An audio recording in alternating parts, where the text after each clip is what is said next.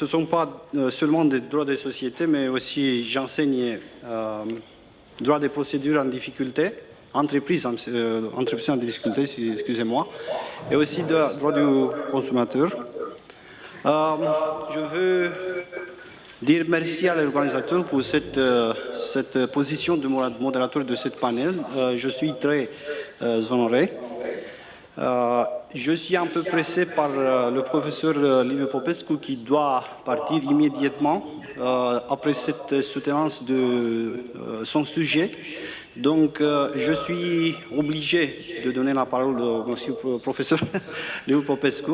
Et après son intervention, je veux vous dire quelque chose de ma part. Donc, monsieur le professeur, vous avez la parole.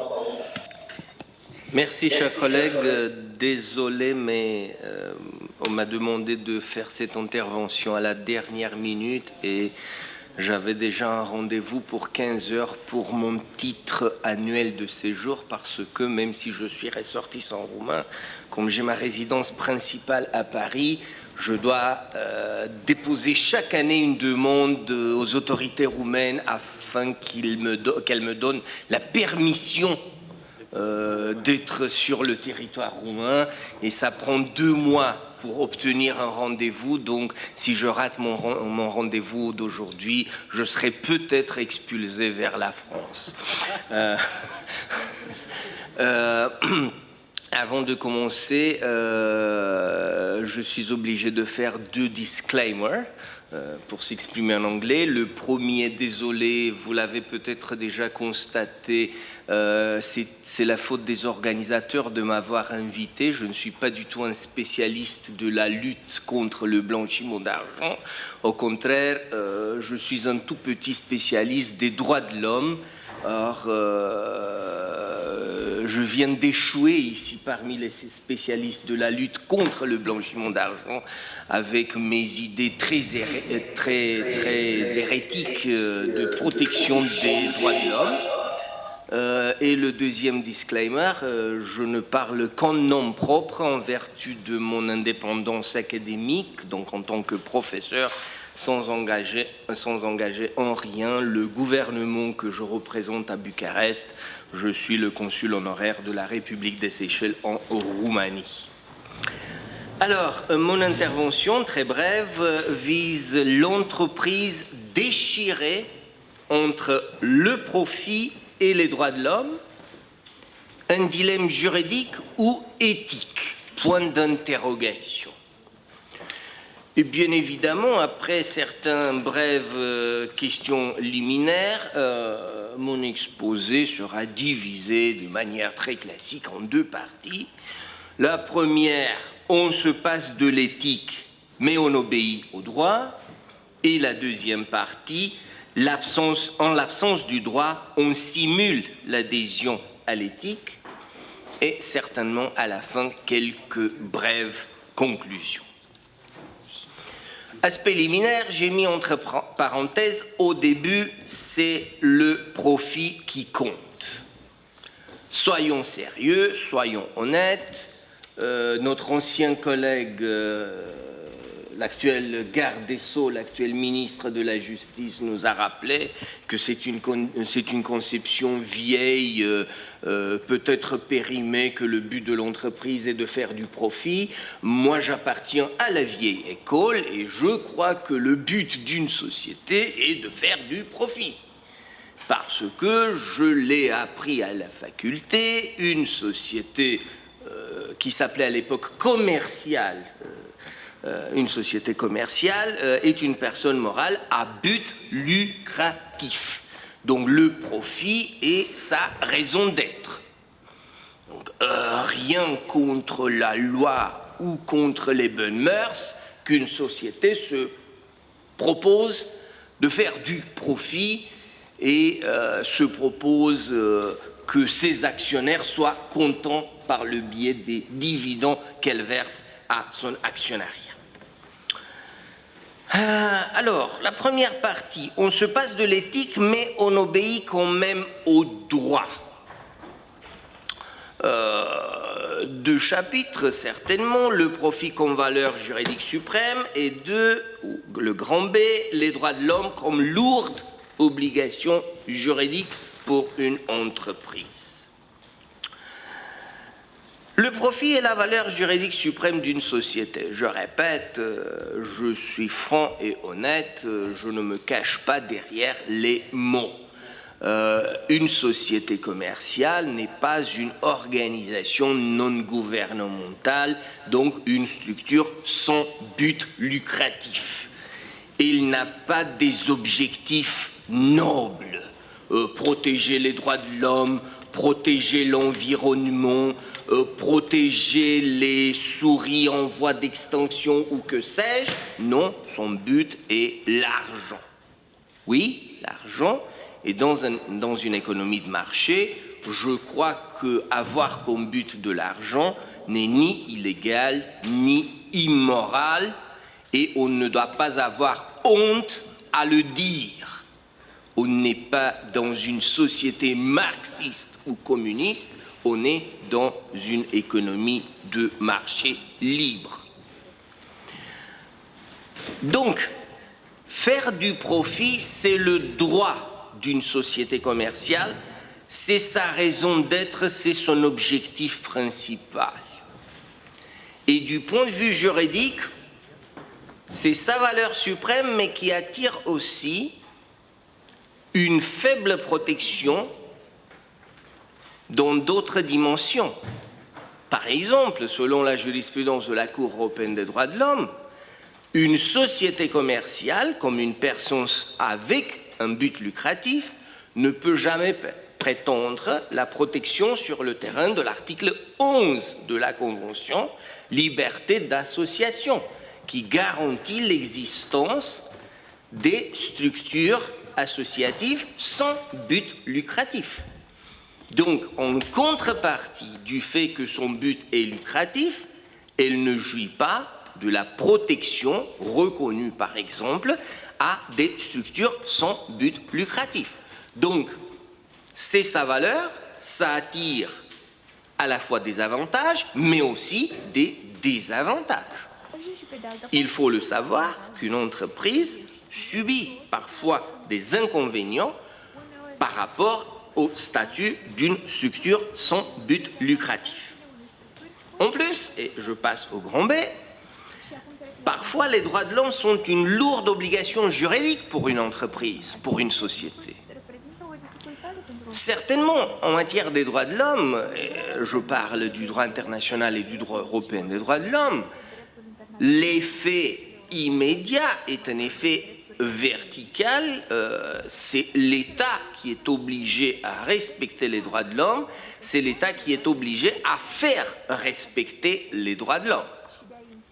Mais en même temps, le droit international et européen des droits de l'homme a aussi un effet horizontal, donc il s'impose aussi dans les relations entre les particuliers, et à ce titre, une société commerciale, comme n'importe quel autre particulier, est soumise à l'obligation de respecter les droits de l'homme.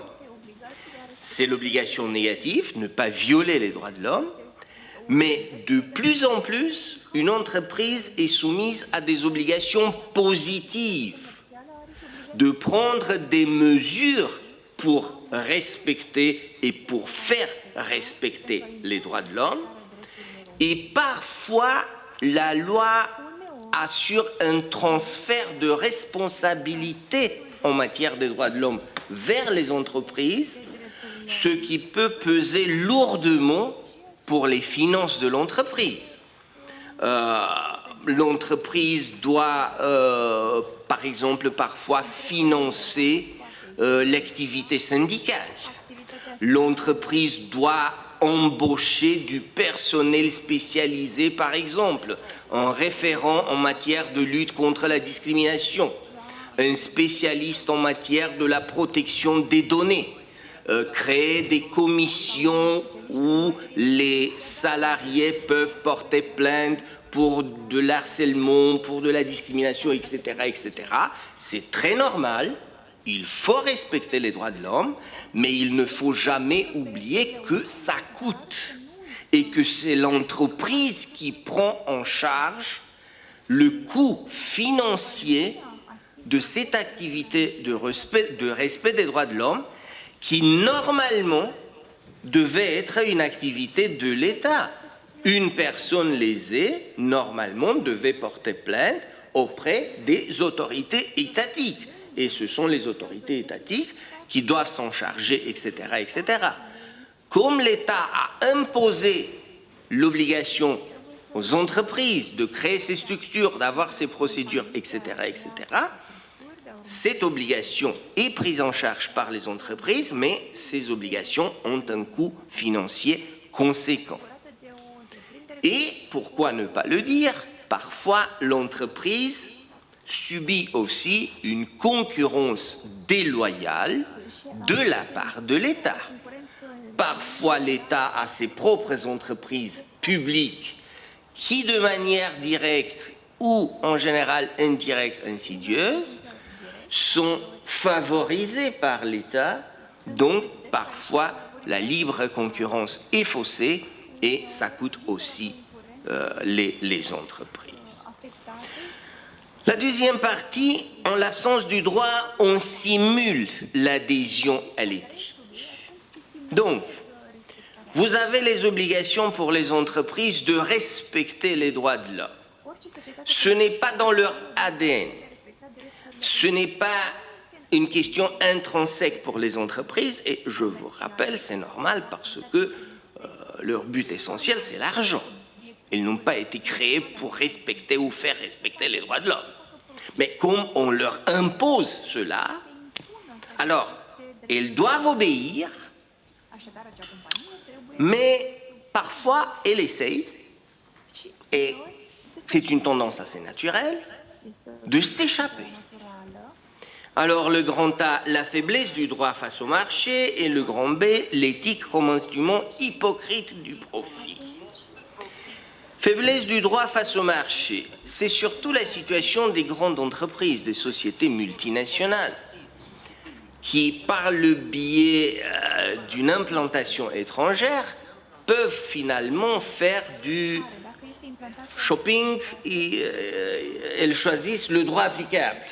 Ils s'installent dans des pays où le droit est moins fort, où le droit leur impose des faibles obligations, ou parfois il n'y a pas du tout des obligations en matière du respect des droits de l'homme, ou ils s'installent parfois dans des États qui, eux, en tant qu'États, sont beaucoup plus faibles par rapport à la puissance économique d'une multinationale. Finalement, ce n'est pas quelque chose d'illégal, c'est à l'État de s'imposer face à une entreprise. Si l'État n'aboutissent pas, c'est la faute de l'État, ce n'est pas la faute de l'entreprise. S'il n'existe pas un système global d'obliger les entreprises à respecter partout dans le monde un standard minimal, les entreprises essayent de s'échapper. Ce n'est pas de la fraude, c'est de l'optimisation. Si on reste dans le cadre de la loi, même si la loi locale est faible, c'est de l'optimisation. Donc on cherche un État plus favorable, on cherche un droit plus favorable, ce qui nous ramène au grand B, au dernier chapitre, l'éthique comme instrument hypocrite du profit.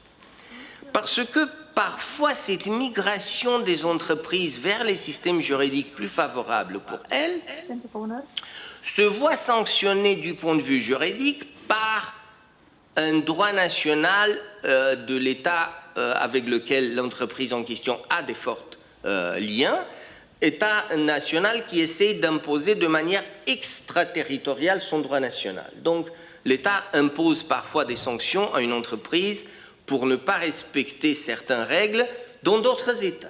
C'est une application extraterritoriale d'un droit. Et parfois, le droit européen ou les États européens peuvent sanctionner des entreprises qui agissent de manière contraire aux droits de l'homme dans des pays tiers, même si selon le droit national des pays tiers est respecté.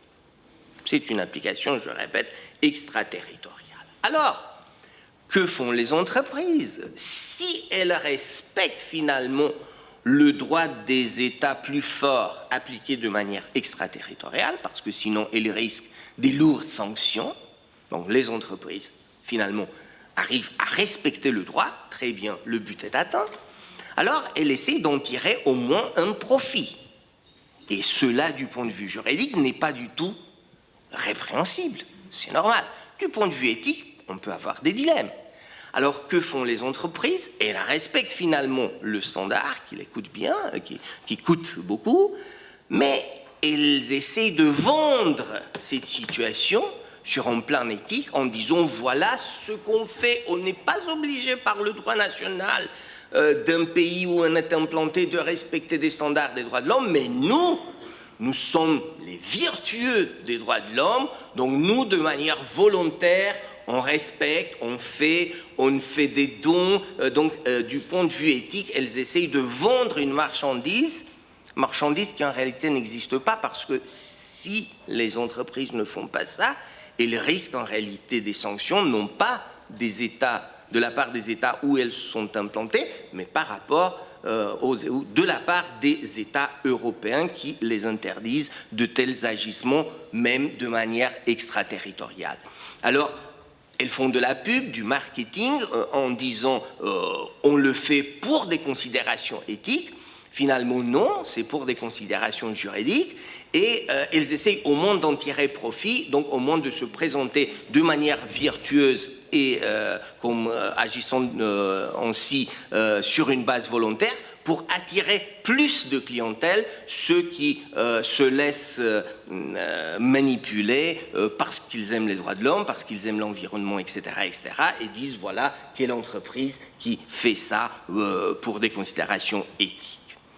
En guise de conclusion, il y a une manipulation de la part des entreprises pour maximiser leurs profits. Du point de vue juridique, je répète, je ne considère pas que c'est une infraction. Si c'est un problème d'éthique, ce n'est pas mon problème. Moi, je suis juriste, moi, je ne suis ni philosophe, ni spécialiste en éthique, ni prêtre.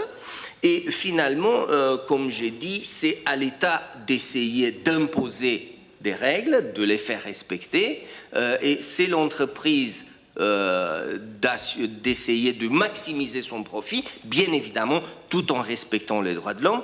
Donc là, le point de départ était que c'est le profit qui compte. Ma conclusion est qu'à la fin, ce n'est que le profit qui compte pour une entreprise. Je suis désolé si je soutiens des thèses hérétiques, mais c'est ma conception. Et je vous présente mes excuses pour être obligé de vous quitter, mais je reviens dès que j'aurai déposé mon dossier de titre de séjour. Bon, merci professeur.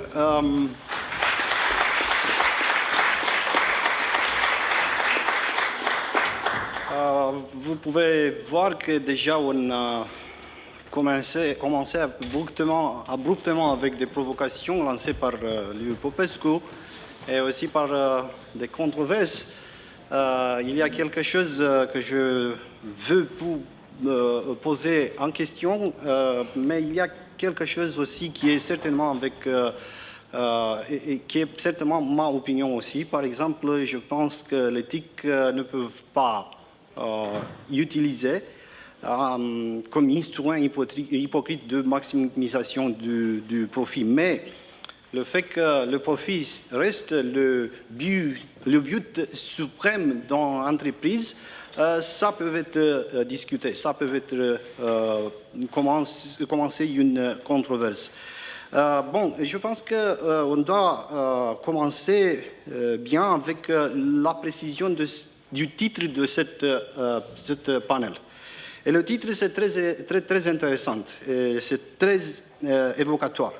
L'éthique et la gouvernance responsable des entreprises. En tant que start de cette conversation, je veux vous dire quelque chose, quelques de mes opinions sur ce thème de l'éthique et la gouvernance responsable. il y a dans le Code civil roumain un article qui est très intéressant dans le périmètre de ce titre de ce panel. Il s'agit de l'article 187 du Code civil roumain. Et cet article exige qu'une personne morale, pour être constituée, pour continuer d'exister, se munir d'un but qui est licite, qui est en accord avec l'intérêt public et qui aussi est en accord avec les bonnes mœurs, la morale d'une société, l'éthique d'une société. Per contrario, si le but d'une personne morale n'est pas licite, si le but d'une personne morale n'est pas en accord avec l'intérêt public et aussi n'est pas en accord avec les bonnes mœurs, ça veut dire que cette personne juridique ne peut être constituée et aussi cette personne juridique doit être annulée ou même dissolue. Ça veut dire que si le profit est obtenu d'une manière illicite, d'une manière qui est contraire à l'intérêt public, d'une manière qui est contraire à la moralité d'une société, ça veut dire qu'une société, une entreprise qui est organisée en tant que société doit être considérée avec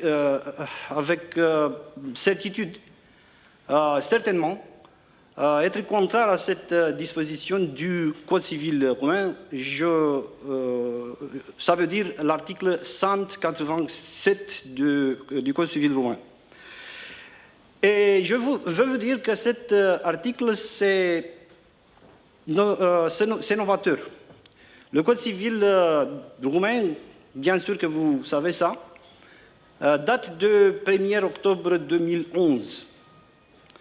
Il y a une modification cruciale du Code civil français qui a intervenu l'année 2019 et qui donne la possibilité d'une personne morale, et spécialement une société commerciale, de se munir d'une raison d'être, de continuer à exister, mais de changer substantiellement le but du profit, de devenir une entreprise citoyenne. Je pense que le Code civil roumain de 2011, c'est novateur sur ce point. Il y a aussi un mouvement qui a précédé le code, la loi Pacte de la France de 2019, qui a modifié le Code civil. Et cette mouvance a été dénommée Business Roundtable. Il s'agit d'une collectivité de 200 sociétés commerciales listées à la bourse de New York. Cette lettre, ce mouvement, qui date du mois de août 2018, dit parfaitement clair qu'une société commerciale, et spécialement une société commerciale avec des extensions à l'étranger, doit se munir d'une raison d'être. Ne peut pas être calquée, réduite à la seule finalité, à la seule but d'obtenir du profit. Et ça, c'est un mouvement très intéressant et très important, parce que comme vous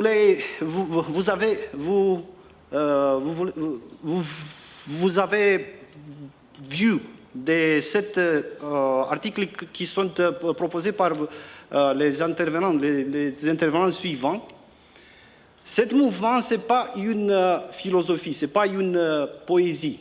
Ce mouvement, c'est un mouvement qui exige que la société, que l'entreprise organisée en tant que société ait une partie comprenante du puzzle social. une partie comprenante de la communauté, de la société. Qu'une entreprise ne peut être seulement une machine, une voiture, un automatisme à faire de l'argent pour les patrons et pour les propriétaires. Parce que l'entreprise, c'est un centre d'intérêt aussi des parties intéressées, les stakeholders. Une entreprise, c'est un boulot. Une entreprise, c'est un point d'intérêt pour la clientèle. Une entreprise, c'est une contribuable. Une entreprise, c'est une entité responsable des cultures, des valeurs de la société dont elle s'intègre. Bon, c'est tout pour le moment. Pour le start, je donne la parole à Madame Sophie Musso, qui va intervenir sur Internet, qui est maintenant préparée de présenter cet article. Cet article qui est intitulé « Éthique et entreprise, quelle dimension et quelle application pratique ?» Je pense que Madame Sophie Musso, c'est déjà en ligne. On est préparé? Oui, ok. Je vous donne la parole. J'ai été auparavant, pendant plusieurs années, directrice de l'anticorruption et au sein du groupe Total, la compagnie d'énergie. J'ai été encore auparavant, pendant 15 ans, avocate au barreau de Paris. J'ai accompagné des entreprises sur des problématiques environnementales. Il y a quand même un grand sujet, effectivement, qui est quelle est cette notion de l'éthique pour les entreprises? Qu'est-ce que ça signifie? Pendant des années et encore très récemment, quand on évoquait l'éthique dans l'entreprise, on parlait aussi souvent de soft law, par opposition au hard law, toutes les dispositions qui figurent effectivement dans les codes, pour la France, le code civil, dans d'autres réglementations. Et puis, il y avait, à côté de toutes ces réglementations, avec des portées contraignantes, puisqu'elles génèrent des obligations pour les sujets de droit et notamment les entreprises, il y avait ce que de plus en plus de sociétés se sentaient obligées de mettre en place et qui relevait de l'éthique, qui relevait d'une démarche plutôt volontaire.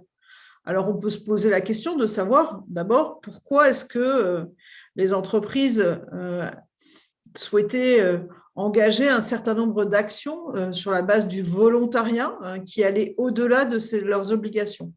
Mais avant de répondre à cette question, je veux revenir quand même en introduction à cette notion d'éthique, à cette opposition entre la soft law et la hard law. Et dire qu'aujourd'hui, en réalité, cette séparation entre ces deux sphères juridiques, soft law, qui relevait plus d'une démarche volontaire pour répondre à ce que vous avez appelé tout à l'heure les stakeholders, effectivement, toutes les parties prenantes qui impactent l'entreprise parce qu'elles sont clientes, parce qu'elles sont fournisseurs, parce qu'elles sont régulateurs, parce qu'elles sont population voisine des sites de l'entreprise et qu'elles attendent de l'entreprise une certaine conduite qui parfois va au-delà de ce que la réglementation locale peut imposer à l'entreprise. En réalité, de façon assez récente, on constate que la frontière entre la soft law et la hard law s'est beaucoup, j'allais dire, effacée en quelque sorte, et que de plus en plus, les entreprises sont obligées, à la fois par la loi, mais aussi encore par des attentes des parties prenantes et des risques réputationnels qui peuvent venir affecter la valeur de l'entreprise. Elles sont obligées de mettre en place un certain nombre d'actions et de process qui vont leur permettre ou les obliger d'être beaucoup plus exigeantes vis-à-vis d'elles-mêmes et vis-à-vis de leur chaîne de valeur, la supply chain, sur la façon dont on va traiter les droits humains, de la façon dont on va impacter l'environnement, la façon dont on va fonctionner en matière de transparence financière également. Ce qui est certain, c'est que cette frontière ayant tendance à s'effacer, et on le voit à travers l'adoption de réglementations, non seulement au niveau local, mais également au niveau européen, par exemple. On a une directive sur la protection dans le lanceur d'alerte qui a été adoptée il y a quelque temps et qui a fait l'objet de transposition déjà dans un certain nombre de pays européens. Qui sera évoqué ultérieurement dans le cadre de ce colloque. Mais je pense également à la directive en préparation sur le devoir de vigilance qui s'inspire très fortement de la loi française sur le devoir de vigilance. C'est une loi qui oblige un certain nombre de sociétés, et aujourd'hui principalement des grands groupes d'une certaine taille, d'étudier dans un premier temps, d'identifier tous les impacts qu'elles peuvent avoir justement sur leurs parties prenantes en matière d'environnement, en matière de sécurité, en matière de droits humains, pour, une fois que cette identification et cette évaluation des impacts a été faite, elles puissent mettre en place des plans d'action pour réduire ces impacts sur leurs parties prenantes. Eh bien, aujourd'hui, au niveau européen, on a une directive qui est en préparation et qui va avoir un périmètre, un champ d'application beaucoup plus large que celui que l'on connaît en France, puisque dans les projets sur lesquels on peut travailler aujourd'hui, les seuils seront beaucoup plus bas que ceux qui existent en France. Et donc, ça signifie concrètement qu'un plus grand nombre de sociétés vont avoir l'obligation juridique de mettre en place des plans d'action pour mesurer leurs impacts en matière d'environnement, en matière de sécurité, en matière de droits humains, et donc à mettre des actions. Alors, pour rebondir sur l'intervention précédente, est-ce que pour autant, on est sur le sujet du profit de l'entreprise? Est-ce qu'il y a une manipulation? Est-ce qu'on est encore dans les objectifs de l'entreprise? Eh bien, pour ma part, je considère que l'entreprise, elle évolue aussi, et elle évolue même d'ailleurs parfois dans sa forme juridique. La création des statuts de l'entreprise à mission, par exemple, en France, eh bien, est venue apporter une dimension qui se rapproche de la notion d'éthique, puisque même si le profit reste l'objectif, bien entendu, de l'entreprise, eh bien, ce statut d'entreprise à mission vient apporter une dimension supplémentaire et même une dimension première qui va au-delà du profit et qui, en tout cas, ne se suffit pas du seul objectif de profit. Il n'en demeure pas moins, et je pense que c'est un point également extrêmement important, que l'entreprise, eh bien, son objectif premier, c'est justement la création de richesse, la création de valeur, mais que pour autant, il me semble que l'on ne doit pas opposer justement cet objectif de création de valeur avec toutes les démarches répondant à des obligations d'avoir un fonctionnement plus éthique, même si j'avoue que cette notion me paraît souvent plus personnelle que propre au monde des affaires. La notion d'éthique, c'est finalement une notion assez personnelle, mais on voit bien que le législateur en Europe cherche de plus en plus à introduire cette notion dans le droit et, comme je le disais, à avoir pour effet que la frontière se gomme entre l'éthique et le hard law. Et pour autant, Pardon. Et pour autant, comme j'allais y venir, ce ne sont pas forcément des notions, la recherche de valeur et l'éthique qui doivent s'opposer, mais plutôt être vues comme une contribution à la continuité du développement de l'entreprise. Il y a aujourd'hui, on ne peut l'ignorer, des attentes extrêmement fortes des consommateurs, des citoyens, qui sont aussi des salariés de l'entreprise et qui attendent de leur entreprise non seulement, bien entendu, qu'elle fasse du profit, mais également qu'elle ait un mode de fonctionnement et qu'elle ait une façon de conduire ses activités eh bien, qui correspondent à des standards qui sont de plus en plus répandus, en tout cas dans un certain nombre de zones géographiques du monde. Ces standards, ils reposent sur le fait que les activités ne doivent pas porter atteinte de manière grave à l'environnement.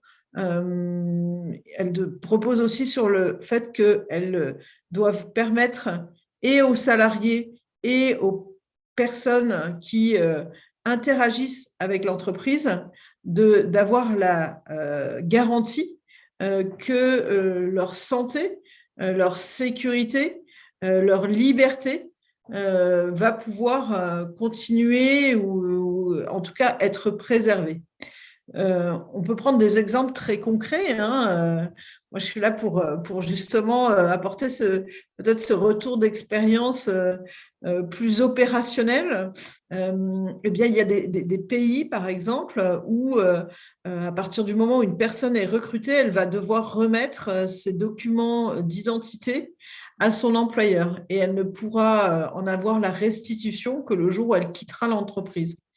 Quand on est un grand groupe français, eh bien, ce sont des pratiques qui vont un petit peu à l'encontre, en tout cas, du droit applicable à la société mère. Et on parlait tout à l'heure de forum shopping, le professeur invoquait cette notion. Il faut aussi avoir conscience qu'aujourd'hui, du fait sans doute de cette pression de la société civile, mais aussi des actionnaires, des salariés, il est plus difficilement envisageable, voire plus du tout envisageable, que des standards différents s'appliquent selon la localisation des différentes filiales d'un groupe international. Il est difficile pour un salarié dans un groupe à la défense d'accepter que son collègue éthiopien ne puisse pas avoir accès à ses documents d'identité, que ces documents soient confisqués, ou encore que certains agissements, certaines orientations sexuelles, par exemple, dans d'autres pays, soient de nature à priver tout simplement, j'allais dire, à être constitutif de privation de liberté. Ça pose un certain nombre de façon très opérationnelle, de conséquences en termes de gestion des ressources humaines qui mettent l'entreprise face à des questionnements et à parfois des difficultés également qui nécessitent en général de choisir d'appliquer à l'intérieur de l'entreprise les standards les plus élevés, que ce soit en matière de droits humains, que ce soit en matière d'environnement et que ce soit en matière de sécurité. Et on voit bien que en choisissant d'adopter pour le fonctionnement de l'entreprise les standards juridiques les plus élevés, quelle que soit la localisation géographique de la business unit, de la filiale, eh bien, on crée ainsi un mouvement extrêmement vertueux de promotion de meilleures conditions de travail, de promotion d'une meilleure protection de l'environnement dans la conduite des activités, de promotion également de standards de sécurité qui vont faire que le technicien va travailler avec les mêmes équipements de sécurité, qu'il soit à Houston ou qu'il soit au large de Nigeria, par exemple. Et c'est ainsi que, d'une certaine façon, ce qu'on a appelé l'éthique de l'entreprise il y a encore quelques années devient en réalité une obligation volontaire dans laquelle s'inscrit l'entreprise et qui participent ainsi à une élévation des standards qui semble plutôt bénéfique pour l'ensemble des parties prenantes. Donc, à mon sens, en conclusion, on ne doit plus aujourd'hui opposer le fonctionnement de l'entreprise commerciale qui est à la recherche du profit, et c'est son objectif, son objectif juridique, cela fait partie de son statut juridique, et l'entreprise qui viendrait soit de façon usurpée, je fais référence à la notion de manipulation qui a été invoquée tout à l'heure, soit de façon plus volontaire, mais qui pourrait sous-tendre qu'elle va se priver d'une partie de la valeur. Je pense au contraire que ce concept d'éthique, ce concept de vigilance, ce concept de prise en compte des impacts de l'entreprise et de ses activités sur l'environnement, la santé, la protection des droits humains est plutôt créatrice de valeur, en tout cas évite la destruction de valeur qu'on peut constater à la suite d'accidents tels que le Rana Plaza, par exemple, qui a eu des conséquences catastrophiques, bien entendu en termes humains, mais également en termes de valeur de l'entreprise, ou encore l'exemple de BP avec l'accident sur la plateforme au large du Mexique, qui a eu aussi des conséquences en termes de destruction de valeur, d'atteinte à la valeur du groupe, monumentaux, dans la suite, à la suite de cet accident. Donc, on voit bien que cette démarche qui est à l'époque, qui il y a encore quelques années était uniquement basée sur le volontariat et qui aujourd'hui est beaucoup plus contrainte à la suite d'obligations juridiques qui sont de plus en plus adoptées dans différents systèmes juridiques, que ce soit en Europe ou dans d'autres zones géographiques, contribue aussi à permettre la poursuite des activités, la poursuite du développement de l'entreprise dans une recherche de valeur qui est tout à fait légitime et qui ne doit pas être opposée à une façon éthique de conduire ces activités. Bon, merci. Je passe maintenant la parole à Madame Selma El Hassani Sbaï. Je pense qu'elle est en ligne. Oh. Oui, je vous entends. J'espère que vous m'entendez également. Est-ce que le son est audible? Est-ce que vous arrivez à m'entendre? Oui, excellent. Écoutez, je suis ravie de participer. Normalement, je devais être avec vous à Bucarest. Malheureusement, un invité surprise, donc le Covid s'est imposé. Et donc, vous allez excuser un petit peu ma voix un peu émaillée. J'espère qu'elle est audible malgré tout. Donc, j'ai suivi avec beaucoup d'intérêt les différents éclairages qui ont été donc partagés depuis cette matinée. Je remercie Madame Musso d'avoir tendu un petit peu la perche sur la gouvernance éthique. Effectivement, on m'a invité à intervenir et je tiens d'ailleurs à remercier la Fondation du droit continental d'avoir bien voulu m'associer à cette belle rencontre. Donc, on m'a invité à intervenir sur la gouvernance éthique. Donc, la gouvernance durable et éthique, comme Madame Musso a pu l'observer, c'est une thématique passionnante qui interpelle fortement, qu'on ne peut plus ignorer. Elle est très dense intellectuellement, elle est à l'intersection de plusieurs disciplines, mais elle n'offre pas toujours un caractère concret suffisamment précis pour les juristes que nous sommes.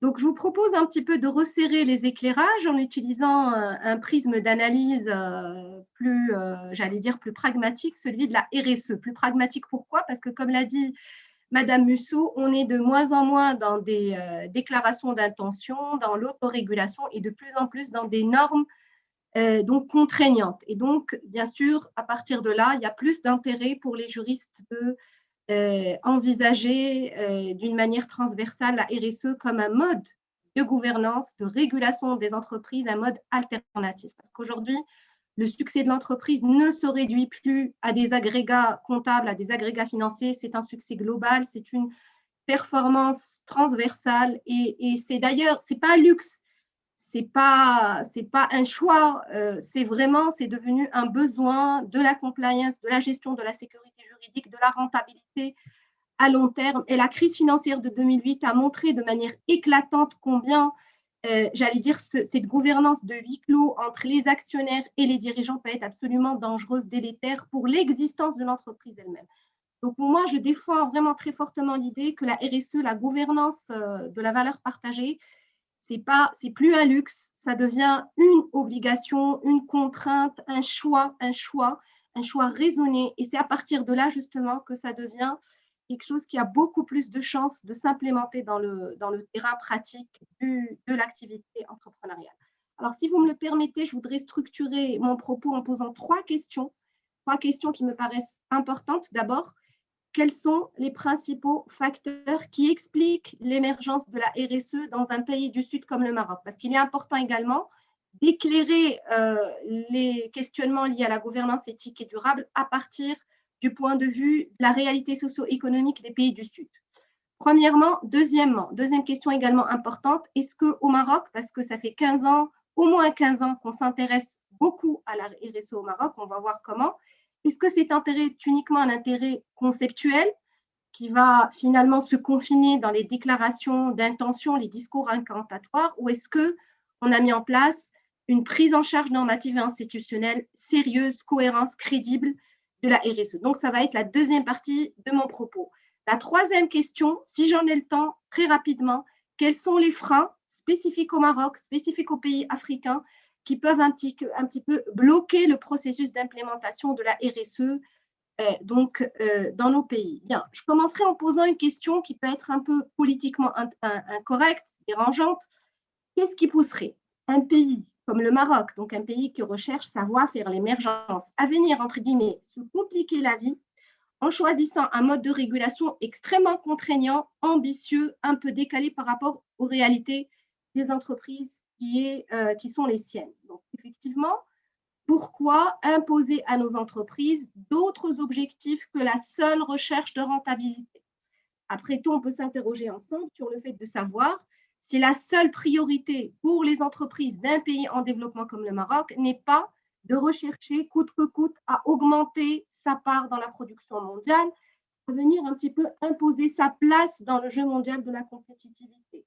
Après tout aussi, et c'est là où je deviens moins politiquement correcte, après tout, les entreprises occidentales ne se sont intéressées aux questions sociétales que très tardivement, lorsque les conséquences sociétales de leur activité sont devenues à ce point insupportables qu'il n'était plus possible de les passer sous silence. Après tout aussi, les économies occidentales, pendant très longtemps, pendant toute l'ère industrielle et post-industrielle, ont piloté, ont conduit des stratégies extrêmement agressives et qui ont eu, maintenant c'est prouvé, toutes les recherches le remontent, des conséquences absolument délétères sur les écosystèmes, sur les populations locales. Donc, ces questions, encore une fois, aussi dérangeantes qu'elles puissent être, ont l'avantage cependant de m'amener à poser, j'allais dire avec plus de franchise et d'authenticité, le débat relatif à la RSE, en tout cas dans les pays en voie de développement. Je reprends donc ma question. Qu'est-ce qui motive au fond le Maroc et d'autres pays en émergence à opter pour la RSE?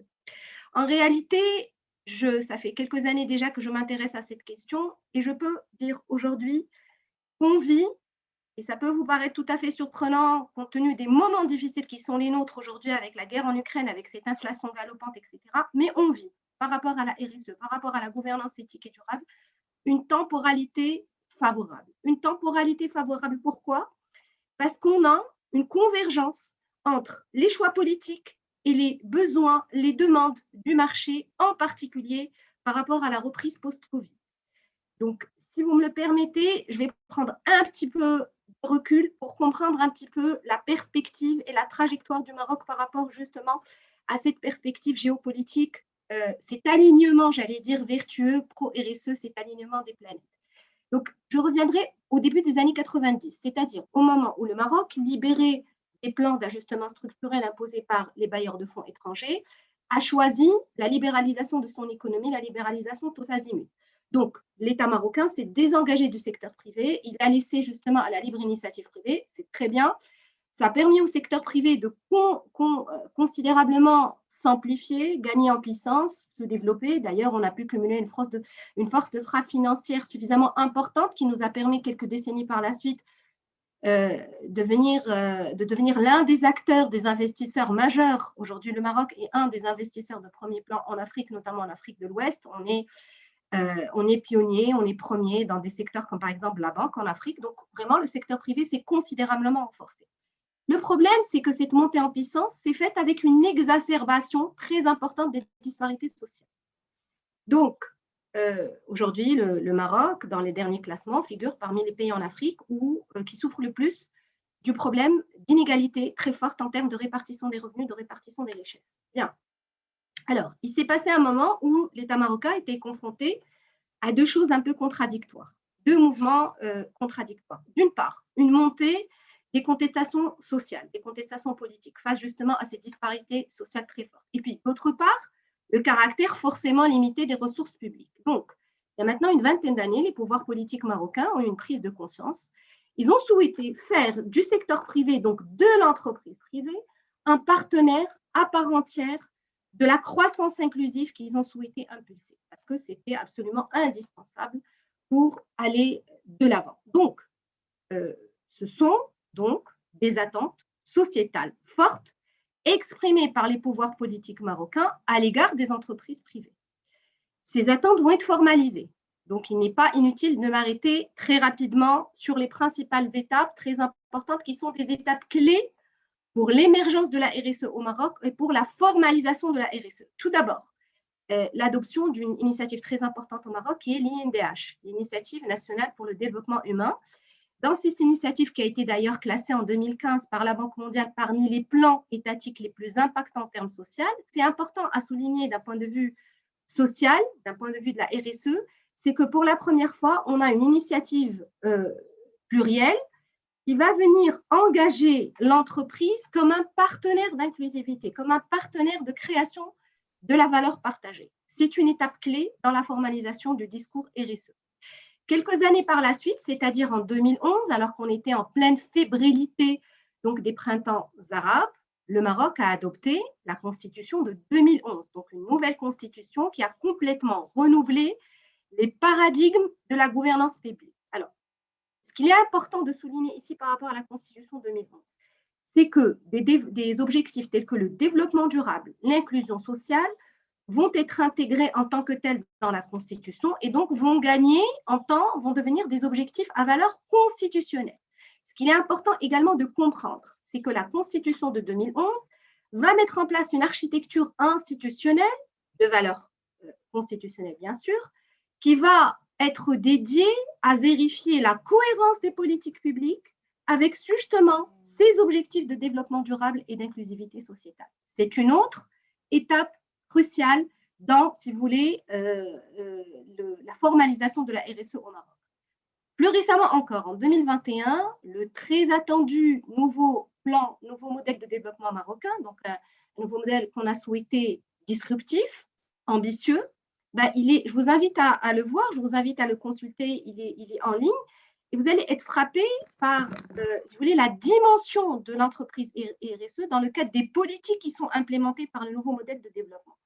C'est dire que véritablement, la notion d'entreprise RSE est intégrée en plus haut lieu dans les pouvoirs publics, par les pouvoirs publics, donc par l'État marocain. Alors maintenant, le point de changement majeur, pour moi, c'est à partir du moment où ces choix politiques vont se mettre à exprimer une attractivité économique intrinsèque. À quel moment? Au moment où ils vont venir, encore une fois, correspondre aux besoins du marché. Donc, ici, c'est le Covid. Alors, le Covid, c'est très embêtant, effectivement, mais il a mis en place, l'onde de choc liée au Covid a mis en place véritablement des changements systémiques et des changements extrêmement rapides. Parmi les changements les plus importants, c'est un repositionnement des chaînes de valeur mondiales. D'accord? Aujourd'hui, vous le savez, donc il y a suffisamment d'articles sur ça, il y a une demande très forte des entreprises mondiales de repositionner les chaînes de production parce qu'elles ont bien compris que la fiabilité de leurs sources d'approvisionnement dépendait aussi du périmètre géographique de leur zone de sous-traitance et de leur zone donc de la zone d'implantation de leurs fournisseurs. Alors, donc ici, les entreprises mondiales cherchent des zones de sous-traitance le moins éloignées possible de leur marché local. Alors, le Maroc, vous le savez sans doute, a un atout clé à faire valoir à ce niveau. Il a une situation géographique absolument optimale, de grandes, larges façades maritimes, une logistique, une infrastructure parmi les meilleures en Afrique, une main-d'œuvre qualifiée, peu chère, une stabilité politique qui n'est pas tout à fait négligeable dans le cadre, dans la région sous tension que nous connaissons, et très, très investi en Afrique, donc très intégré en Afrique, donc la possibilité de faire jouer au Maroc le rôle de hub régional, et c'est le cas, beaucoup d'entreprises s'installent au Maroc comme donc une arrière-base pour leur activité africaine. Bref, énormément d'atouts. Vous allez me dire, ce n'est pas suffisant pour expliquer cette montée en puissance du discours RSE. Effectivement, il y a une pièce qui manque dans le puzzle, c'est que cette valorisation de la destination, j'allais dire valorisation géopolitique de la destination Maroc, s'est accompagnée, suite notamment à ces nouvelles normes en matière de RSE, s'est accompagnée par une exigence beaucoup plus importante des donneurs d'ordre étrangers en termes de cohésion sociétale de leurs fournisseurs. Donc aujourd'hui, les entrepreneurs marocains l'ont parfaitement compris, l'ont très vite intégré. Ils savent bien qu'aujourd'hui, pour avoir des commandes, pour gagner des parts de marché, il ne suffit plus de proposer les prix les moins chers. Encore faut-il rassurer les donneurs d'ordre étrangers par une fiabilité sociétale conforme aux standards internationaux. Et ça, c'est très intéressant et ça montre notamment, ça explique pourquoi au Maroc, on a un marché des agences de notation extra-financière qui est extrêmement dynamique. Il y a pas mal d'agences qui se sont installées depuis maintenant une dizaine d'années. Elles sont, je m'entretenais hier avec l'un des responsables, elles sont dépassées par la demande parce qu'aujourd'hui, les entreprises marocaines veulent se faire justement labelliser, mais de manière conforme, de manière crédible, c'est-à-dire conforme aux standards internationaux. Donc, c'est un point de changement.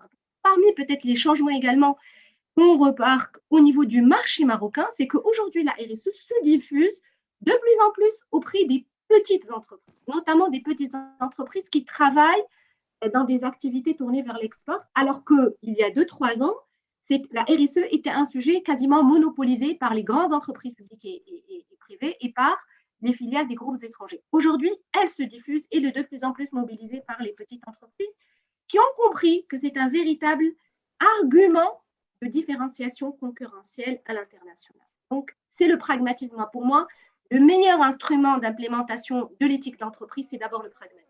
C'est le gagnant-gagnant. C'est ce que je peux gagner en tant qu'entrepreneur à opter pour donc, ce mode alternatif de régulation de la gouvernance. Bien. Deuxième partie de ma question, quelle a été la prise en charge par rapport à cette montée en puissance dans le discours politique de la RSE? Est-ce que véritablement on a des textes contraignants dédiés à la RSE? Alors, pour répondre à cette question, un constat. Un constat, c'est que les émanations normatives, quelle que soit leur nature au Maroc, sont plutôt importantes, en termes en tout cas quantitatifs. C'est-à-dire que dans donc l'appareil réglementaire normatif marocain, on a énormément de textes qui vont reprendre ces questions de durabilité, de développement durable, d'inclusivité sociale, de respect des parties prenantes, et que ça touche le droit d'environnement, le droit social, le droit de la consommation, le droit de la concurrence. Le Maroc est signataire à ratifier la plupart des conventions internationales importantes qui comptent en matière de développement durable et de protection des droits humains. Donc, on a un arsenal législatif plutôt significatif, en tout cas en ce qui concerne de manière quantitative. Maintenant, bien sûr, la pluralité, si vous voulez, des sources réglementaires m'interdit l'exhaustivité. Et donc, je voudrais, avec vous, encore une fois, resserrer un petit peu le prisme d'analyse pour que les propos soient signifiants. Peut-être nous focaliser sur les dispositifs réglementaires qui ont une portée systémique, en particulier celles qui concernent la gouvernance des entreprises. D'accord ? Donc, à ce niveau-là, il faut tout d'abord rappeler que le Maroc, depuis le milieu des années 90, a fait le choix de la convergence réglementaire avec l'Union européenne. Nous entretenons des rapports très étroits avec l'Union européenne, qui constitue notre premier client. Et donc, dès les années 90, le milieu des années 90 plus précisément, on a opté pour la convergence réglementaire donc avec l'Union européenne. Qu'est-ce que ça veut dire concrètement? Ça veut dire que le droit marocain implémente et intègre la plupart des outils considérés comme importants du point de vue de la bonne gouvernance d'entreprise. Donc, dans la loi 1795, notamment sur les sociétés anonymes, on va retrouver des outils contraignants, comme par exemple le fait d'avoir des administrateurs indépendants dans les conseils d'administration, la structuration bicéphale et dissociée de la gouvernance des sociétés commerciales, un droit d'information extrêmement exigeant qui bénéficie donc et aux administrateurs et à l'actionnaire minoritaire, un rôle très étendu de l'auditeur légal. Donc, on a encore, il y a quelques semaines à peine, on a imposé la mixité au sein des conseils d'administration des sociétés cotées. Donc, véritablement, on s'aligne, on essaie de s'aligner sur les meilleures pratiques en termes de gouvernance d'entreprise, en tout cas ce qui concerne les sociétés anonymes, qui, comme vous le savez, constituent le véhicule juridique de prédilection donc de l'investissement, donc des entreprises les plus significatives en termes d'investissement.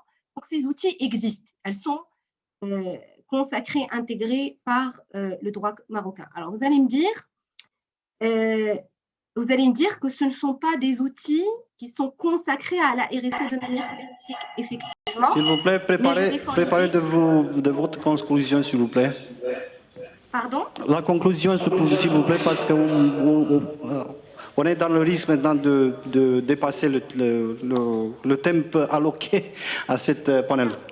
2 minutes, s'il vous plaît. J'ai le temps imparti, donc je vais essayer de faire vite pour conclure.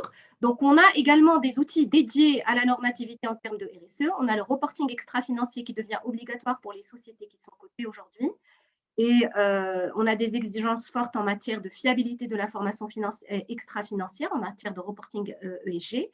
On a également un cadre institutionnel avancé qui est dédié à la finance participative, à la finance verte, aux green bonds. Donc, les autorités de régulation financière marocaines se sont beaucoup investies dans le développement d'un droit attractif en ce qui concerne la finance durable, parce qu'on a besoin justement de capitaux en matière de finance durable.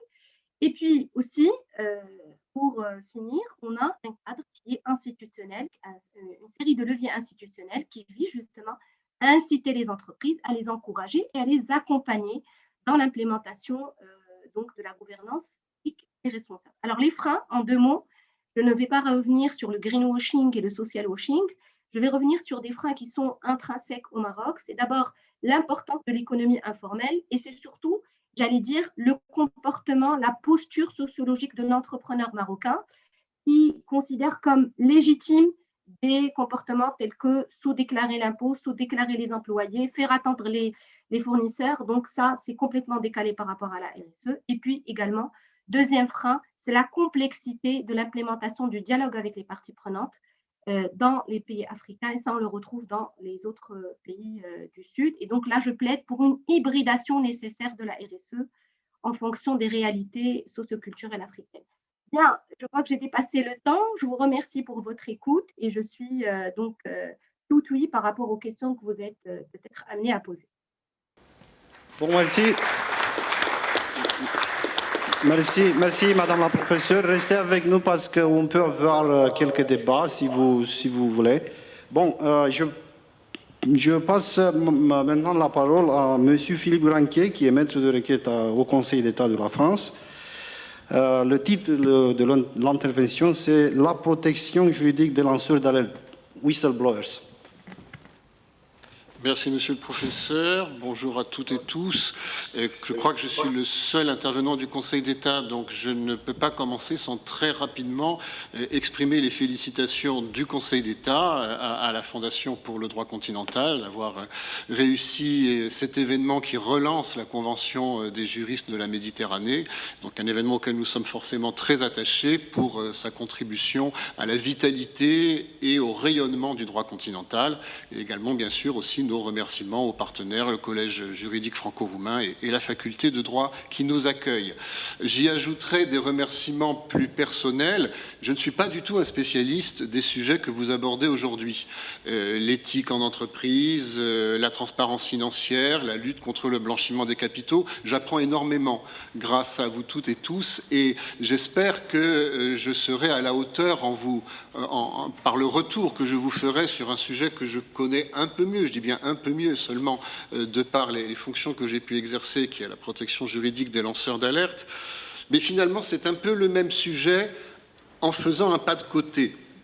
On a parlé des obligations juridiques et éthiques des entreprises, moi je dirais même des organisations en général, ça vaut pour une entreprise privée comme ça vaut pour un organisme public, mais l'expérience concrète aujourd'hui nous montre que tous les progrès qu'on connaît dans le respect de ces obligations, dans leur effectivité, ça passe aussi par le fait que de plus en plus souvent, quand elles ne sont pas respectées, ça se sait.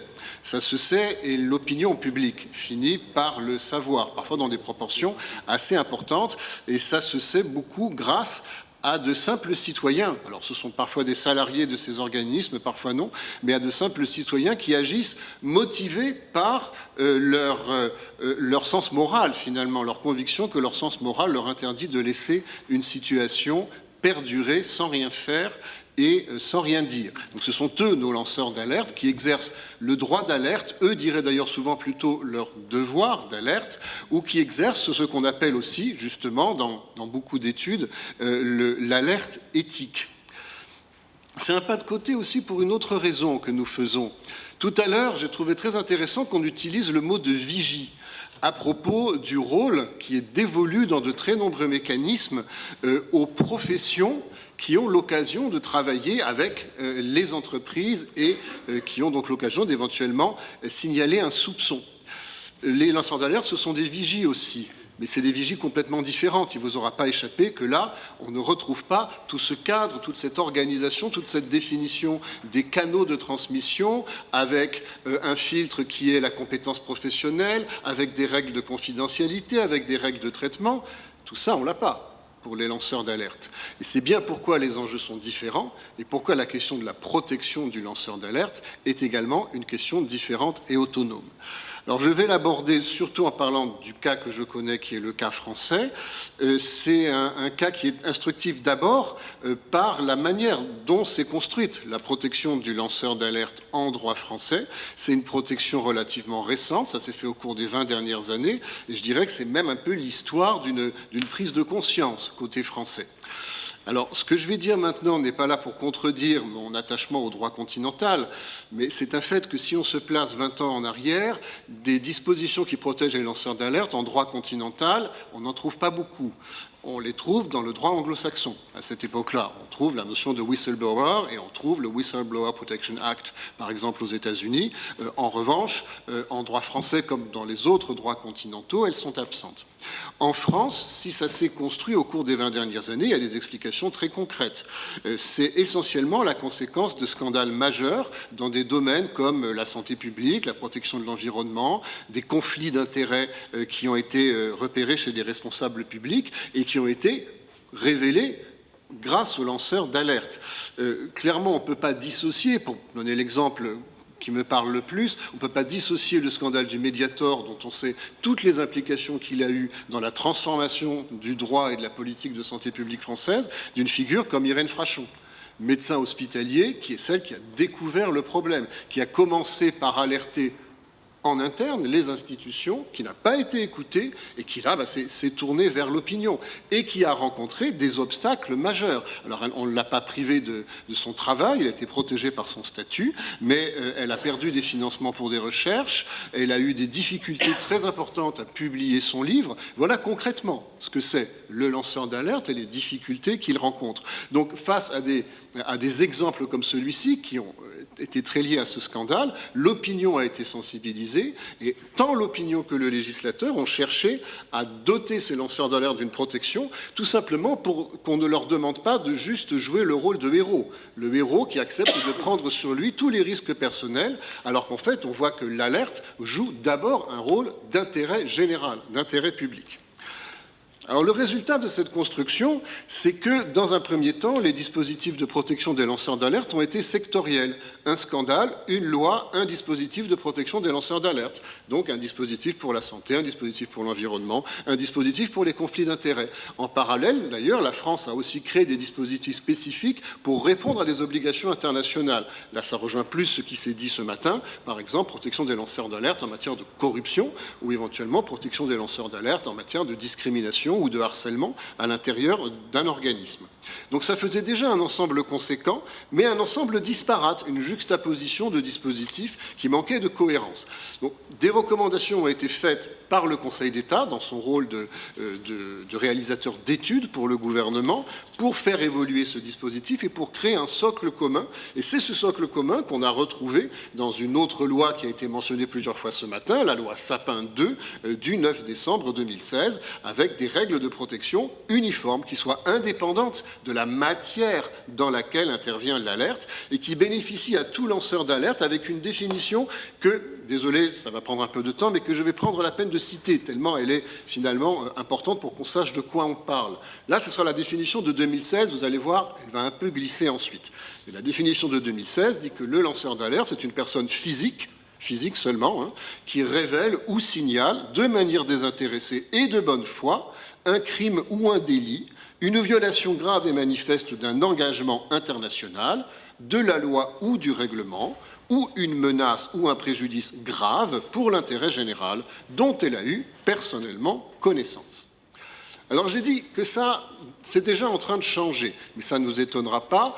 Nous sommes aussi dans l'Union européenne et cette réflexion qu'a eue la France sur les lanceurs d'alerte, le législateur européen l'a eue quasiment en parallèle pour aboutir à une directive du 23 octobre 2019 sur la protection des personnes qui signalent des violations du droit de l'Union, et seulement du droit de l'Union, donc seulement dans ce domaine-là. Cela dit, elle recoupe largement la loi française de 2016. Il y a bien sûr eu une influence de l'une sur l'autre. Dans le même temps, elle assure une protection qui est plus intense en contenu sur certains points, plus forte, et en même temps moins étendue en couverture. Je l'ai dit, c'est seulement le droit de l'Union, pas toutes les matières que j'ai évoquées tout à l'heure. Donc, là, comment se sort-on de l'emboîtement entre la loi et la directive? La directive elle-même réserve la faculté pour les États membres d'étendre le même niveau de protection à d'autres champs que ceux que la directive couvre. Et c'est ce choix de transposition qui a été fait en France par une loi très récente, donc loi du 22 mars 2022, une loi d'initiative parlementaire d'ailleurs, loi visant à améliorer la protection des lanceurs d'alerte. Elle transpose la directive et en même temps elle va plus loin, elle fait évoluer le socle commun qu'on avait déjà en y faisant entrer les avancées qui sont celles de la directive. Elle n'est pas encore entrée en vigueur, elle entrera en vigueur le 1er septembre prochain, sachant qu'elle a en outre besoin de textes d'application dont, à ma connaissance, aujourd'hui encore aucun n'a été pris. Mais bon, on n'est que 2 mois après. Pour revenir à la définition que j'ai évoquée tout à l'heure et juste pour pointer quelques évolutions qui sont les conséquences de cette transposition-extension de la directive, on avait dans la définition les termes « de manière désintéressée », leur interprétation s'est révélée un peu délicate, on les remplace par « sans contrepartie financière directe ». Il n'est plus exigé, c'est un second point, que le préjudice pour l'intérêt général ou la violation du droit international, de la loi ou du règlement soit grave. Il y avait le mot grave tout à l'heure dans la définition. On retire cette condition de gravité et en plus, le signalement peut même porter sur une tentative de dissimuler une violation. Donc pas seulement la violation elle-même, mais aussi la tentative de la dissimuler. Et enfin, on ne demande plus que le lanceur d'alerte ait eu personnellement connaissance des faits qu'il signale. Il peut aussi s'agir de faits qu'on lui rapporte. Mais dans ce cas, il faut que ce soit dans le cadre de son activité professionnelle qu'on les lui rapporte. Donc soit on en a connaissance personnellement, soit on en a connaissance indirectement, mais dans le cadre de l'activité professionnelle. À quel contenu de protection aboutit-on à travers tout cela ? Je vais résumer cela par un principe, par une règle en fait assez simple. C'est presque un syllogisme. Si une personne signale ou divulgue des faits dans les conditions prévues par la loi, et il y en a 2, c'est-à-dire qu'il faut rentrer dans la définition, celle-là j'en ai déjà parlé, et il faut le faire en se conformant aux modalités de signalement ou de divulgation. Ça, je vous les réserve pour un peu plus tard. Mais donc on doit remplir ces 2 conditions. Si ces 2 conditions sont remplies, alors et alors seulement, j'insiste, la personne bénéficie du régime protecteur. Régime protecteur qui repose sur 3 piliers. Et vous allez voir, ce sont des piliers assez importants. Le premier, c'est la levée, pure et simple, des secrets auxquels son signalement serait susceptible de porter atteinte. Elle ne sera pas pénalement responsable d'une violation de ces secrets, à la condition que la divulgation soit nécessaire et proportionnée à la sauvegarde des intérêts en cause. C'est le terme de ce qu'il y a maintenant dans le Code pénal français. Cela dit, plusieurs secrets sont exemptés de ce régime: la défense nationale, le secret médical, les délibérations des juridictions, l'instruction et le secret professionnel de l'avocat. En pratique, les secrets qui vont donc être concernés par cette limitation, c'est le secret professionnel, je dirais, de droit commun, et le secret des affaires. C'est déjà pas rien, mais ce ne sont donc pas tous les secrets protégés par la loi. Deuxième pilier, c'est la protection contre toute mesure de représailles dans le cadre professionnel. Et la liste de ces mesures potentielles est très large. Ça va du licenciement à la sanction disciplinaire, à la modification de fonction, à un refus de recrutement. Si l'intéressé conteste une telle mesure en disant qu'elle a été prise à raison de l'alerte qu'elle a lancée, eh bien, elle pourra, d'abord, la charge de la preuve sera adaptée en sa faveur, un peu comme elle l'est en matière de discrimination et de harcèlement. Et dans le régime qui va venir, celui de la loi de 2022, elle pourra en outre demander que le juge lui alloue une provision pour ses frais d'instance. Le troisième pilier, c'est l'inverse, c'est-à-dire les sanctions qu'encourt celui qui va faire obstacle au rôle du lanceur d'alerte. Donc on a déjà une infraction pénale définie comme le fait de faire obstacle à la transmission d'un signalement, un délit puni d'1 an d'emprisonnement, et également des mesures mises en place, mais alors celles-ci seulement à partir de la loi de 2022, pour dissuader les actions en justice qui seraient abusives, infondées, et auraient pour seul but, en réalité, de faire obstacle à la révélation des faits, ce qu'on appelle des procédures bâillons. Ce que la loi de 2022 ajoute, c'est la possibilité pour le juge, lorsqu'il constate que l'action a été engagée à cette fin, de prononcer une amende civile, en plus des dommages-intérêts auxquels aurait éventuellement droit le lanceur d'alerte. Donc, comme vous voyez, ça n'est pas une petite protection, et elle comporte un certain nombre de dérogations à d'autres protections importantes, comme les secrets que j'ai mentionnés tout à l'heure. Et on comprend bien à cet énoncé que la mise en œuvre de ce régime pose une question d'équilibre entre deux intérêts qui sont également légitimes. On a d'une part l'intérêt général qui s'attache à ce que les violations de la loi soient révélées, et donc le besoin d'une protection efficace pour que, quand c'est un simple citoyen qui veut les dénoncer, il ne se sente pas dissuadé de le faire. Mais de l'autre côté, on a besoin de protéger les organisations publiques ou privées contre des alertes qui seraient lancées de manière injustifiée ou malveillante, parce qu'elles sont susceptibles de causer de très importants troubles au fonctionnement interne et des dommages de réputation. On a parlé tout à l'heure de la réputation comme composante de la valeur des entreprises, des dommages qui peuvent être irréversibles si jamais le régime des lanceurs d'alerte devait créer complètement à l'opposé un sentiment de totale immunité inconditionnelle. A-t-on atteint cet équilibre? Le problème, c'est que du jour où je vous parle, je ne saurais pas répondre. Le dispositif est très récent, très jeune en France. On a très peu de recul sur son application. Et donc, je vais, dans le temps qui reste pour finir mon intervention, plutôt formuler 3 questionnements sur lesquels je ne prétends avoir aucune réponse définitive. Le premier: à quelles conditions le critère de la bonne foi est-il satisfait? On voit que c'est la porte d'entrée dans le statut du lanceur d'alerte, et ce qui fait la différence avec l'alerte malveillante ou l'alerte infondée. Évidemment, ça va être de la casuistique qui va définir la bonne foi. Or, en la matière, on a très peu de recul jurisprudentiel. Donc voilà, c'est un point encore très ouvert. La seule chose que je pourrais citer, qui est déjà intéressante, c'est un arrêt de la Chambre sociale de la Cour de cassation du 8 juillet 2020, qui juge déjà quelque chose d'important: la mauvaise foi ne peut résulter que de la connaissance par le salarié de la fausseté des faits qu'il dénonce. Elle ne peut résulter de la seule circonstance que les faits ne sont pas établis.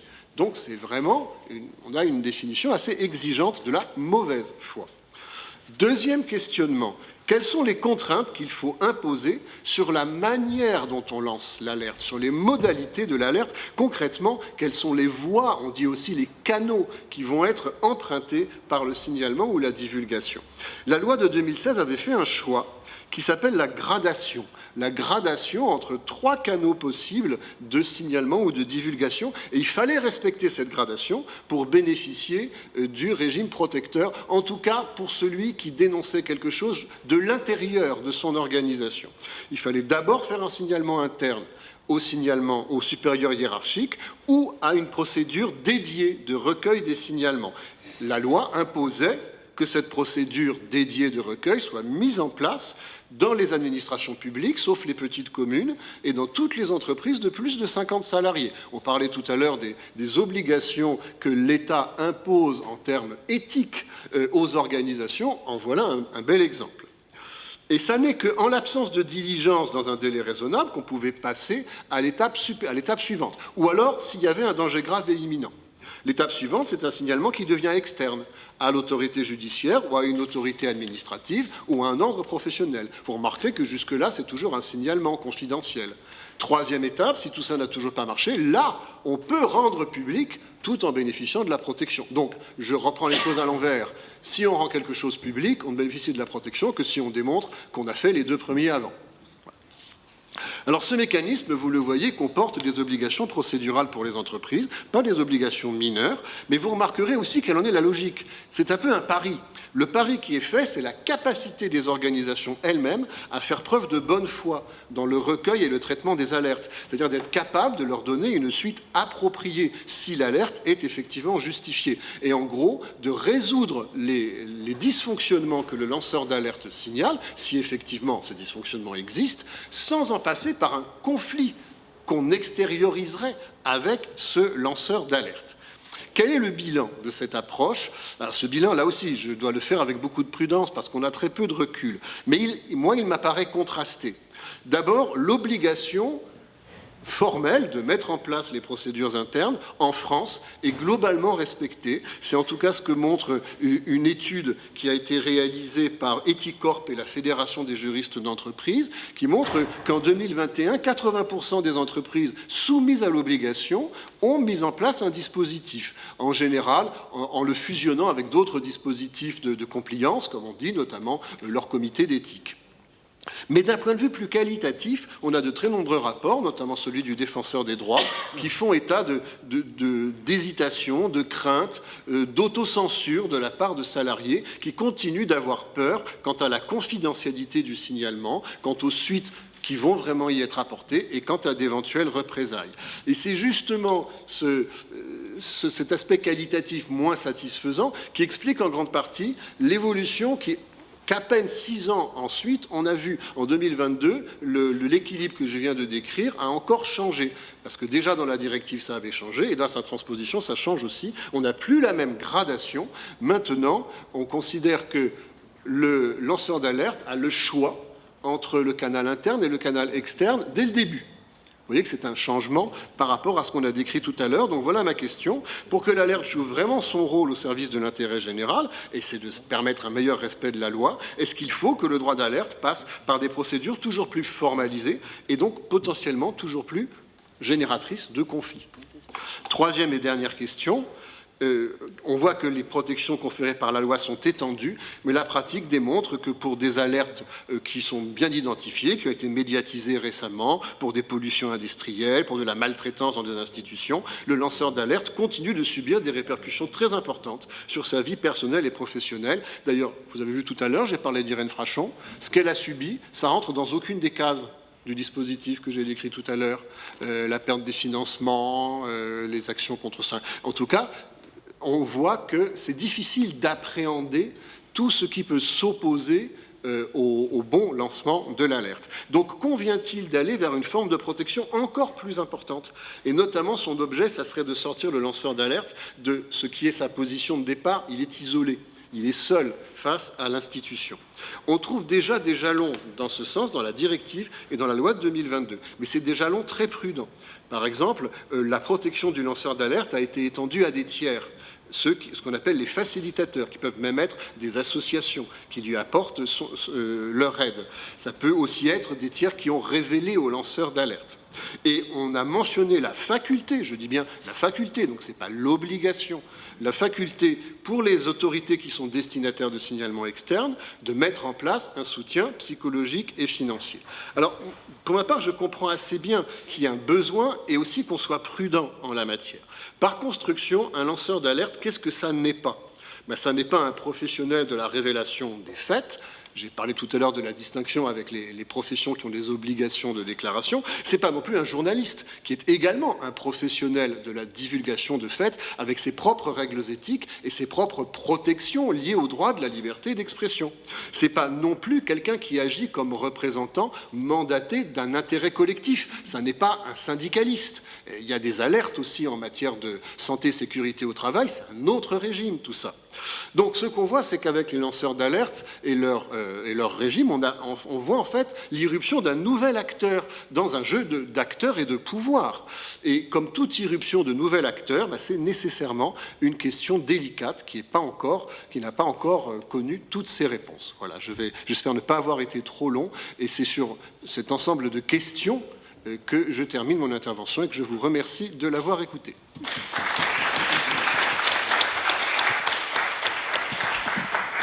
Bon, très entraînant ce sujet, avec beaucoup d'interrogations, avec beaucoup de provocations.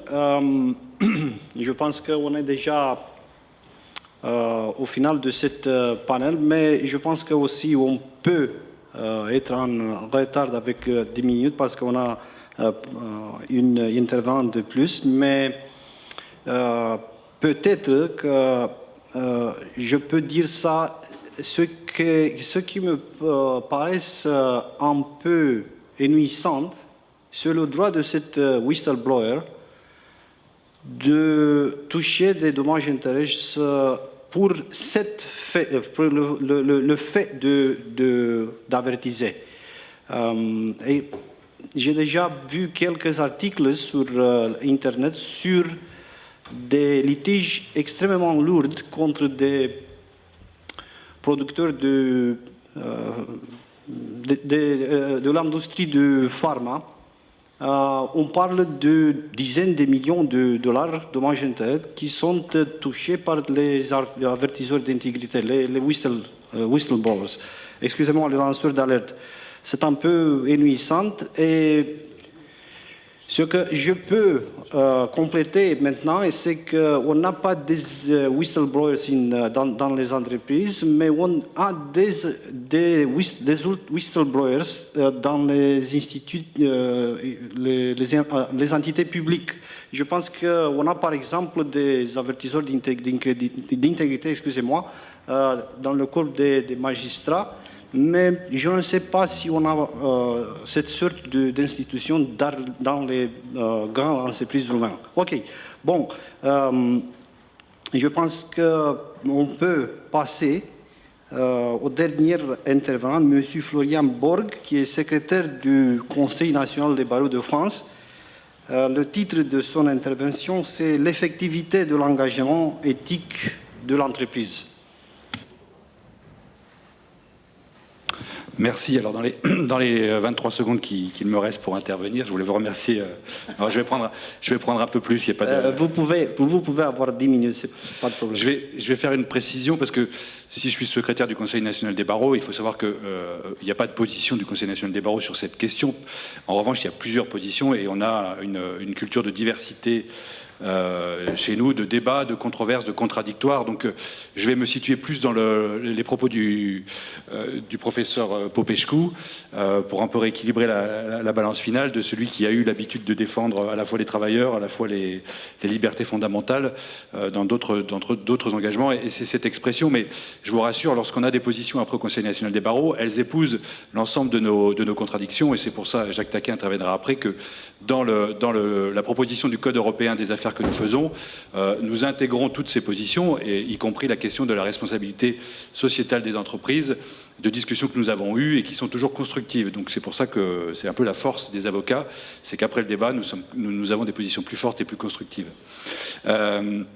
Je vais débuter mon propos sur cette question de soft et de hard law, de droit mou et droit dur, comme on dit en français. C'est toujours un peu bizarre, parce qu'effectivement, je pense que la question de l'éthique et le cadre juridique de cette éthique, qui est la responsabilité sociétale des entreprises, un cadre très large, mais qu'on va appeler sur le devoir de vigilance après dans les lois, à la fois en France et dans la directive de février, enfin le projet de directive, la proposition de directive très exactement, de février 2022.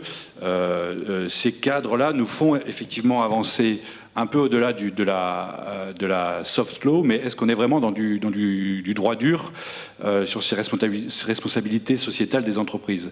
Pourquoi? Parce que on est quand même dans une part, alors au-delà, bien sûr, au-delà du respect du droit, parce que souvent dans cette part d'engagement des entreprises, dans leurs responsabilités qu'elles mettent en avant, on a quand même un minimum de choses à respecter, c'est-à-dire s'engager à respecter l'environnement. On a aussi des lois de protection de la santé des personnes et des lois de protection de l'environnement. S'engager à bien traiter les travailleurs, s'engager à éviter le harcèlement dans l'entreprise, tout ça, ce ne sont plus des engagements aujourd'hui. Et je pense notamment sur un certain nombre de violences et de harcèlement, on est beaucoup plus loin que l'engagement et les sanctions sont là.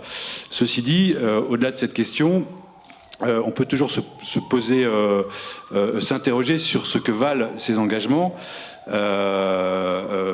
Parce que qu'est-ce que valent ces engagements si la nature des obligations qui sont fixées reste très lâche, très souple? Je m'engage à avoir un devoir de vigilance, dont acte. Qu'est-ce que c'est qu'un devoir de vigilance? On peut s'interroger. Également, la question du contrôle de ces engagements éthiques des entreprises. On va avoir pas mal de processus d'auto-évaluation. Alors l'auto-évaluation, ça va renvoyer aux contradictions internes de l'entreprise. Et est-ce que vous rappeliez en introduction, c'est qu'il y a quand même la notion de profit il arrive quand même que par moment la notion de profit prenne le pas sur l'engagement éthique. On a encore quelques exemples dans notre système économique. Également, que valent ces engagements lorsque les rapports internes, les rapports de force internes de l'entreprise sont déséquilibrés? On parle sur les lanceurs d'alerte, mais on parle aussi de la place des partenaires sociaux, leur accès à l'information, leur possibilité de contester, donc la protection y compris des représentants du personnel. Et les choses ne sont pas toujours aussi simples, y compris avec des lois qui sont protectrices dans de nombreux États. Également la nature de ces engagements et leur effet contraignant lorsque l'évaluation n'est pas de l'auto-évaluation mais qu'elle est renvoyée à des agences externes de notation dont on ne peut pas toujours vérifier la totale indépendance et qui elles-mêmes sont dans des logiques de prescripteurs et de marché, puisqu'elles vont chercher des marchés d'évaluation. Et donc, on l'a vu sur les crises financières de 2008, et là, on n'était pas dans des agences, on était en plus dans de l'expertise comptable réglementée. On a aussi des défaillances. Et c'est pour ça, et d'ailleurs, je remercie parce que le rôle, du coup, à la fois des journalistes avec la protection du secret des sources, mais également des lanceurs d'alerte, ça permet de mettre en place des contre-pouvoirs très forts d'alerte de l'opinion qui vont contraindre aussi les entreprises dans leurs engagements éthiques. Et enfin, dernier questionnement sur ces engagements et cette responsabilité sociétale des entreprises et sur l'éthique. Que vaut-elle si en face il n'y a pas de sanction, si le non-respect n'entraîne pas de sanction? Et c'est là un peu, je vais essayer d'être un peu juridique, un peu plus que sur des considérations générales, parce que s'il n'y a pas de sanction et si on laisse ce droit souple être la seule garantie de l'éthique, on arrive à des secteurs entiers qui de toute manière ne respectent pas leurs engagements. Et là, je pense particulièrement à la question de l'agroalimentaire et des pesticides, où on sait qu'on n'arrive pas à avancer sur ces engagements, tout en ayant des entreprises qui vont afficher des engagements éthiques et que l'on qualifie de greenwashing, de social washing. En gros, l'affichage ou l'action minimale sur certains secteurs avec une fondation qui va permettre de justifier le fait qu'on s'occupe des personnes qui souffrent de la faim ne nous empêchera pas d'aller derrière polluer des champs entiers qui vont mettre en péril et les agriculteurs et les populations voisines des champs de culture et les consommateurs.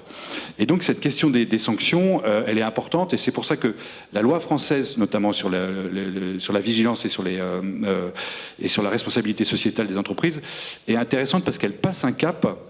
Elle passe un cap dans le fait de pouvoir contrôler ces déclarations et ces engagements des entreprises. Et donc, alors attendez, je ne veux pas dire de bêtises sur les termes exacts. La loi l'ordonnance du 12 juillet 2017 qui a été intégrée dans le code de commerce français, il va s'appliquer. Alors d'abord, à qui il s'applique? Ça, c'était un premier intérêt.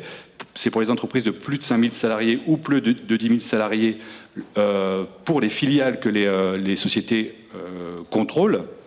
Et donc la question de la vigilance des entreprises et leur devoir de vigilance va s'appliquer non seulement sur le territoire français, mais également sur les filiales, et même au-delà des filiales, puisque c'est aussi et les fournisseurs et les sous-traitants qui sont concernés, et l'entreprise ne pourra pas s'exonérer de l'attitude de son sous-traitant si elle n'a pas mis les moyens de vigilance auprès de ses sous-traitants.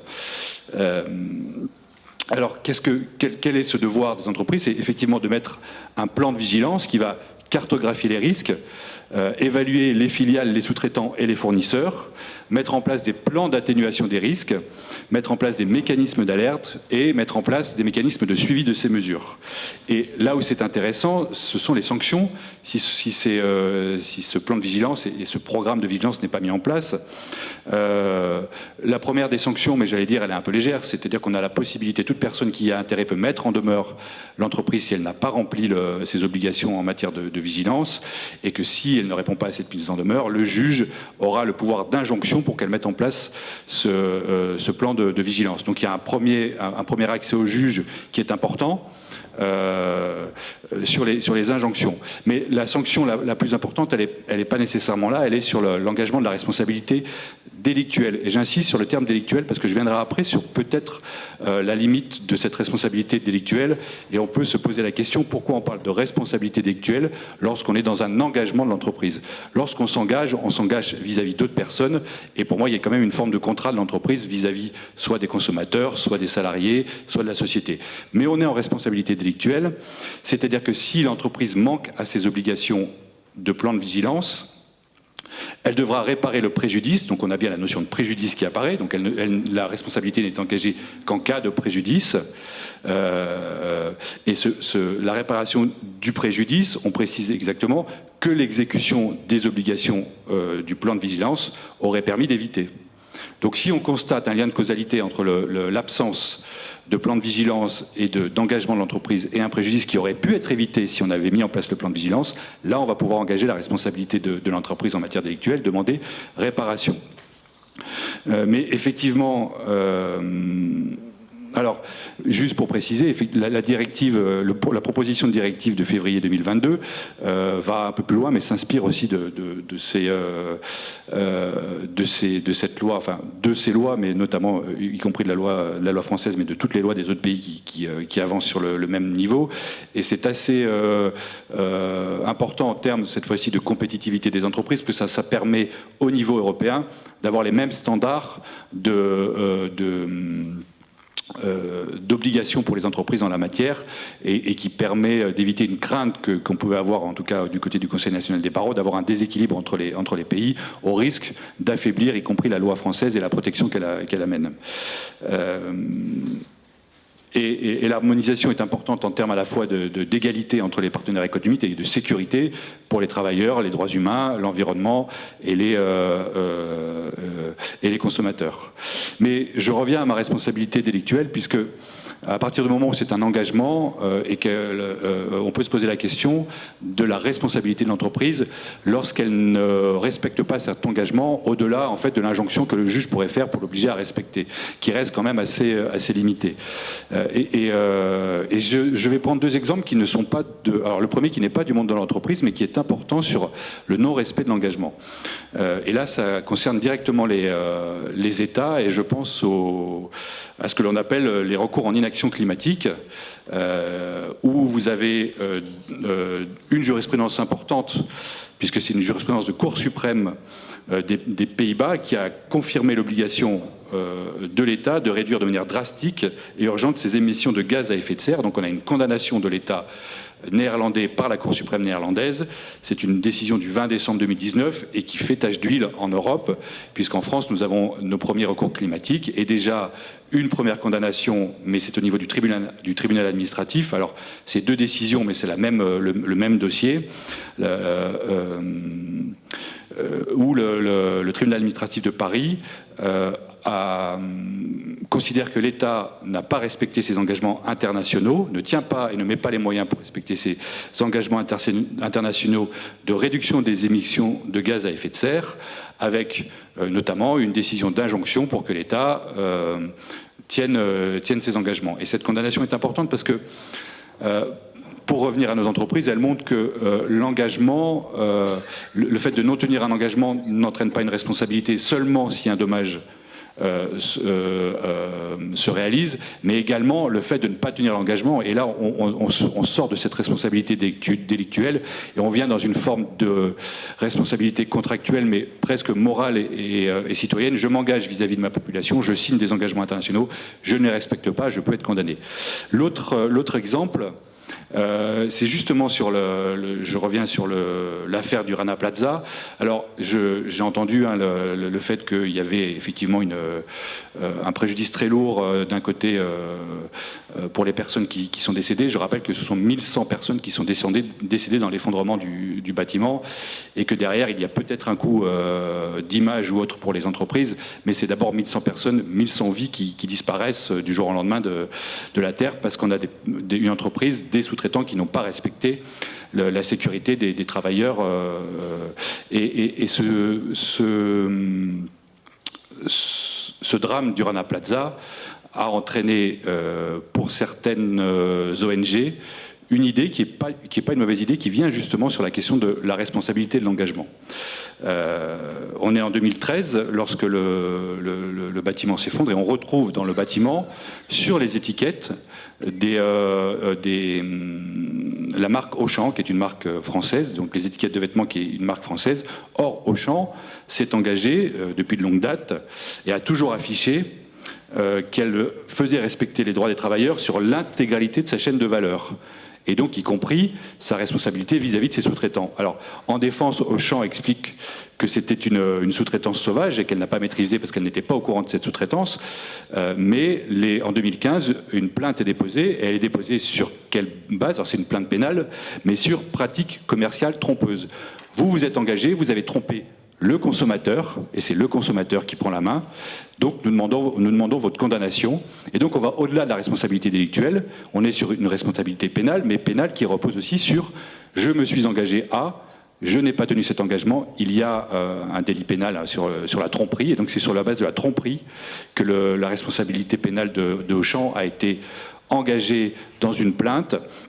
L'actualité, c'est que le juge d'instruction vient de rendre une ordonnance de non-lieu le 27 avril 2022 en disant qu'il n'y avait pas assez de preuves de la responsabilité d'Auchan. Et là, ça renvoie au droit pénal. Hein. Il faut quand même qu'on ait une preuve de la responsabilité des faits et des actes de la personne mise en cause. La preuve n'étant pas suffisante, on est sur un non-lieu, mais cette ordonnance de non-lieu est aujourd'hui contestée en appel. Donc le contentieux n'est pas terminé pour Auchan.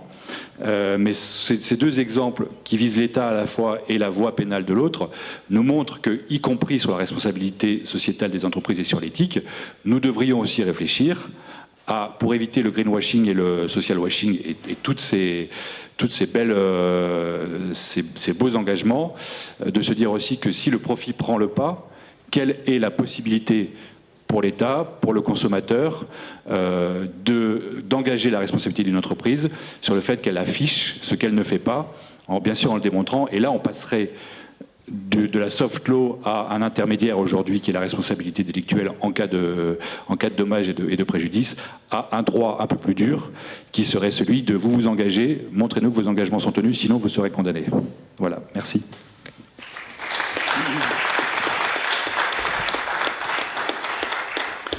Bon, merci. Donc, les 23 secondes se sont transformées dans 17 minutes. Non, c'est vrai? Oui. Bon, J'ai une question pour vous. Do you want coffee? Et votre réponse, c'est yes, please. Mais la pause de café est déjà expirée. Je regrette. Pause de café.